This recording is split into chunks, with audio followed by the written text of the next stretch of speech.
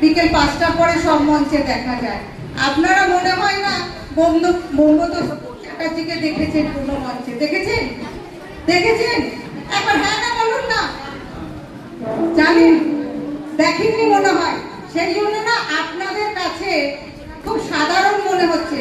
পরশ পাথর যেমন মনে হয়, সবই কালো পাথর, তাই আপনাদের কাছে মনে এটা তাই হলো। খুব খারাপ লাগছে। আমি চেয়েছিলাম আজকে মঞ্চে উঠবো না, কোনো কথা বলবো না। আমাদের সৌভাগ্য থাকে এরকম একজন ব্যক্তি যিনি রাষ্ট্রপতি পুরস্কার প্রাপ্ত সঙ্গীত শিল্পী আমাদের মঞ্চে। এরপরে আসবে আমাদের এখানে সুনীল বড়াই।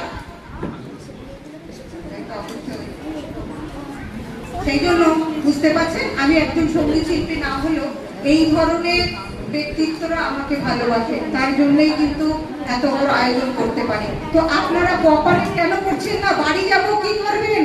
সারাদিন বাড়িতে থাকেন, তো মঞ্চের নামটা দেখে জাগুন, সজাগ হন।